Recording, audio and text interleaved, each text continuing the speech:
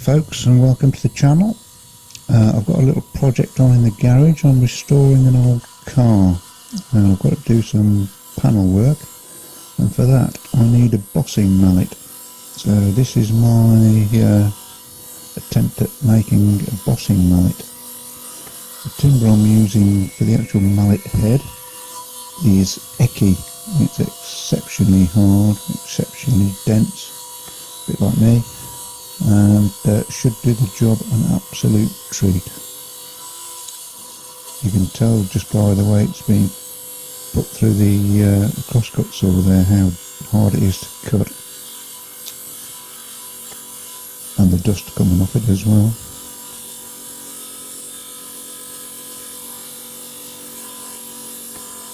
Normally that bit of kit just whips through most things, but it's struggling here. That's a bit of 4x3 actually, so quite a decent lump. Yeah, just dimensioning it.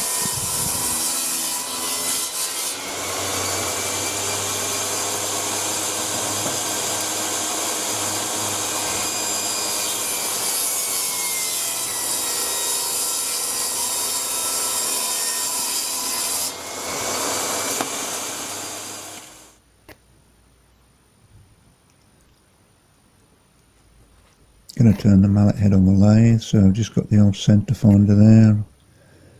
Mark the centres on both ends, so we can pop it in between centres.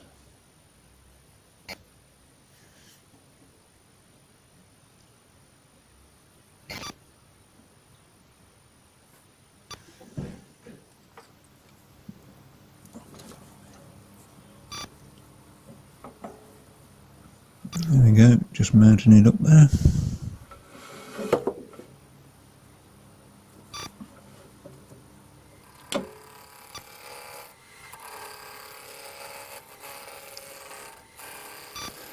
Using the 2-inch roughing gouge there just to turn it cylindrical. Oh boy, that bit of wood is battering those tool edges.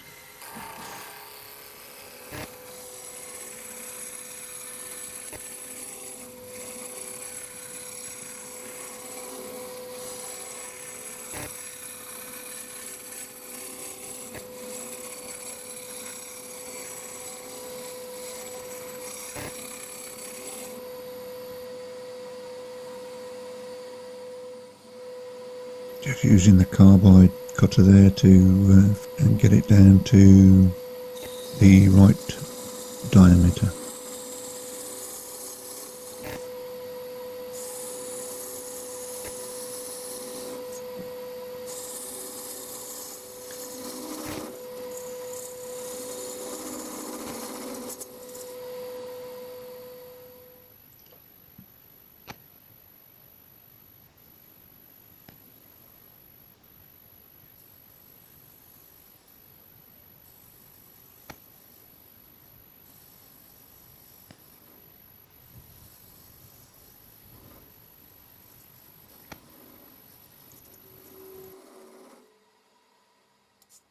I'm just going to mark up where the end has got to be rounded over, where the handle is going to go through, and the other end of the mallet is tapered, so that just needs to be marked in.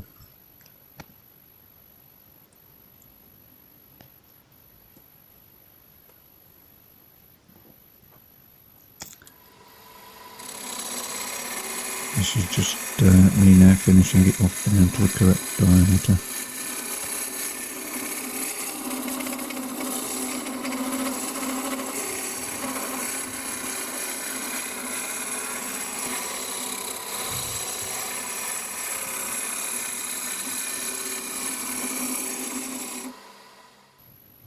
Your calipers on it just to make sure.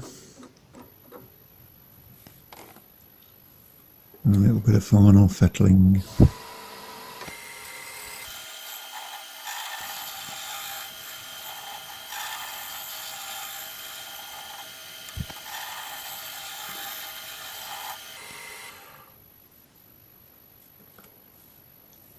Because it's so hard and dense, it actually finishes quite nicely just off the tools. just replacing those marks made previously so I know where I'm putting things.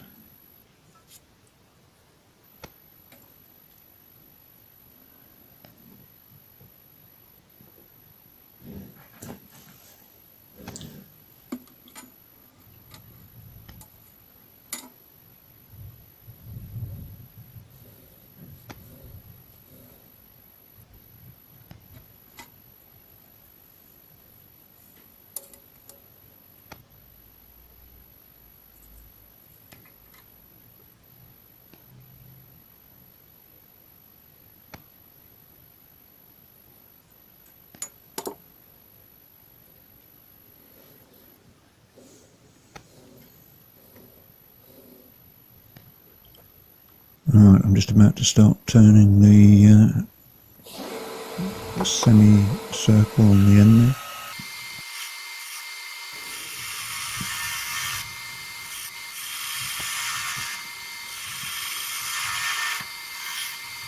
I've decided on a 2-inch radius, 2-inch diameter.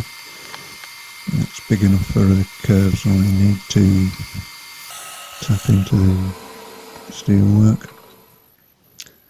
Just made a quick little jig there, just to check that the radius is fair.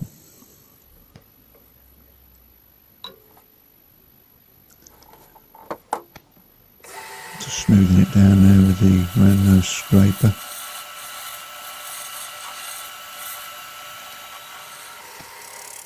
And ditto for the rest of the body.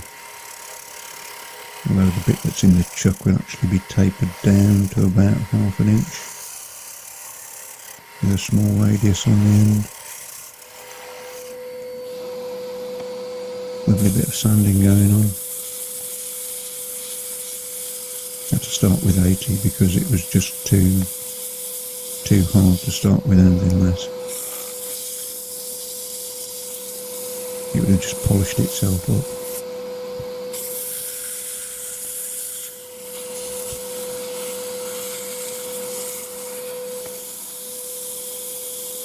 Just working down the grits now, because it's going to get beaten to death. It will. I won't go much more than 240. Really, the finish won't be particularly good because, as I say, it's going to be lying around in the metal workshop bay.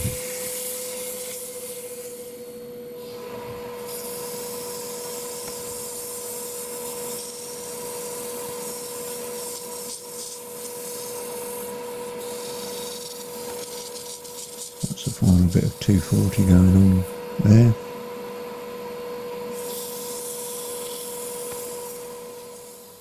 There we go with a bit of cellulose, 50-50 mix.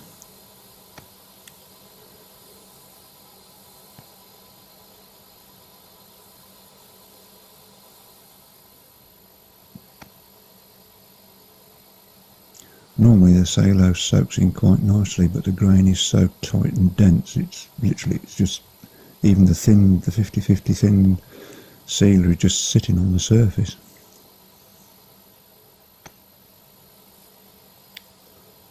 And that's just a quick coat of, that's just ordinary Libron furniture polish actually. So I'm not over fussed about the finish because it's going to get regularly beaten. A tool of use rather than decoration.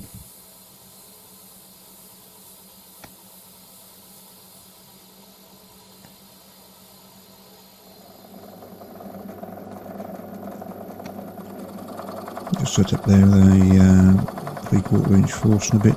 Just going to drill right the way through the mallet head for the handle to fit in.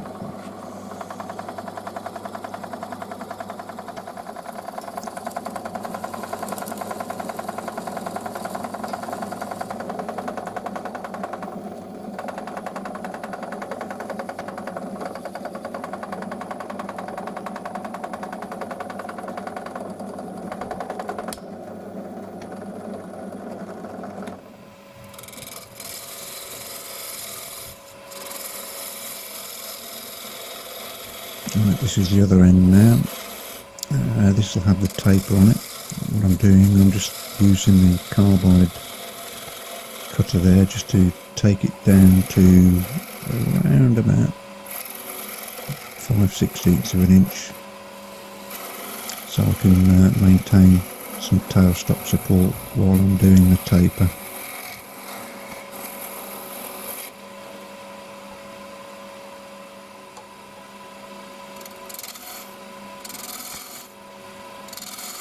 And that's the 3/4 inch roughing gouge.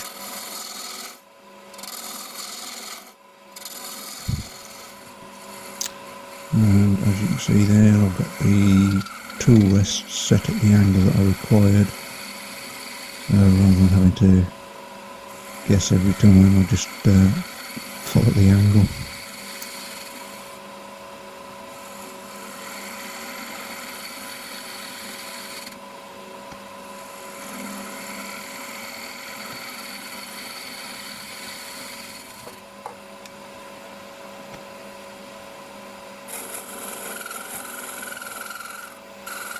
Just going to remove a bit more of that now to take it down to final dimension.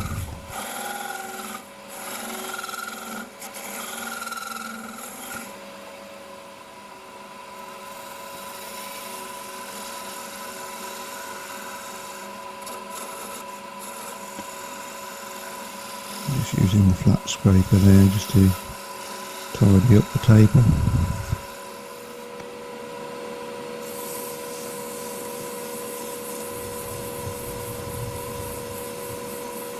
The sanding system has the mallet head 80 down to 240, not being overly fussy.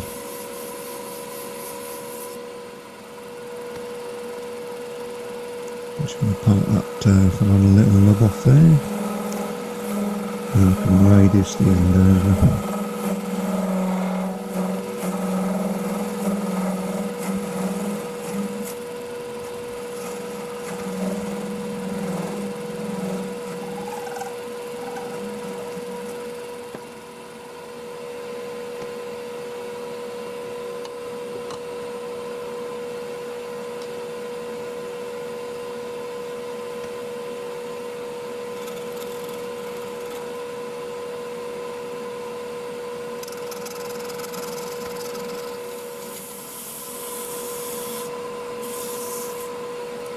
Job done. Up with the sanding, stick some finish on it.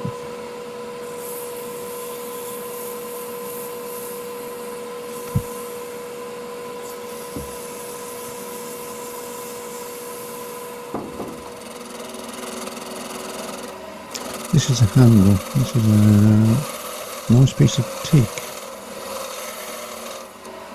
I'm just marking the tenon which fits through the mallet head.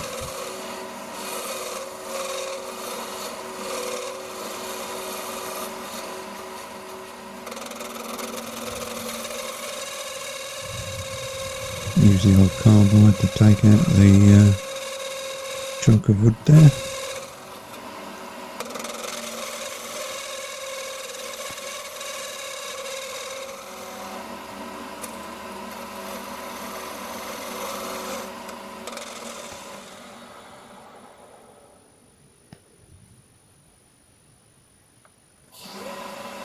It's just turning the rest of the handle down to the dimensions I require.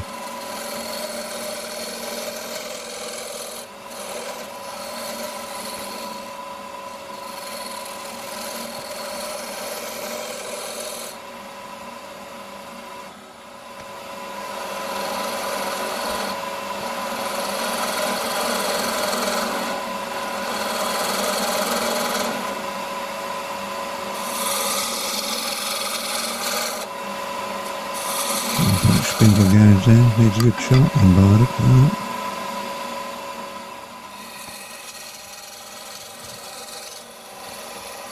They all need a good sharpening after using that Eckie on the lathe.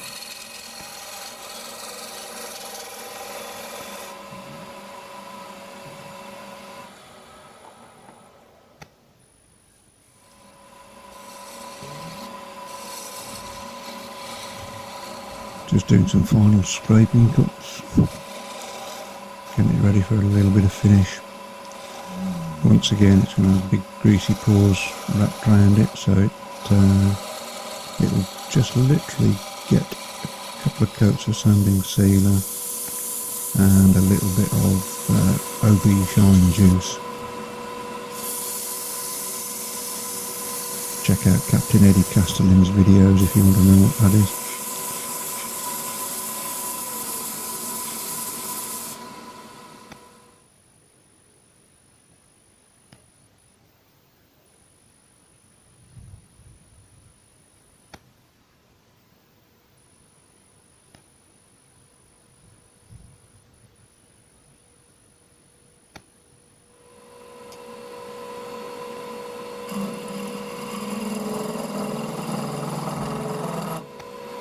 Finishing off the end now, just turning in a small little knob type shape, so if it does slip through your fingers, it's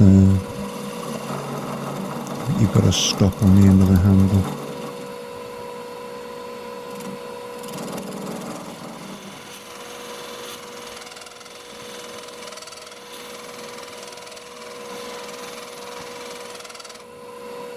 Teak is a really beautiful wood to machine with a lathe, especially if you've got sharp tools, which at the moment none of mine are. That's the shine juice going on there.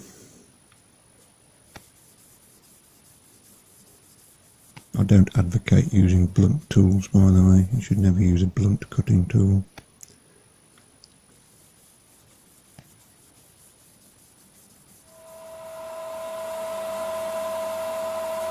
The shine juice is a friction polish, so the lathe spun up at about 2000, and I'm just gently rubbing it over with that bit of cloth there to create the heat to set it off.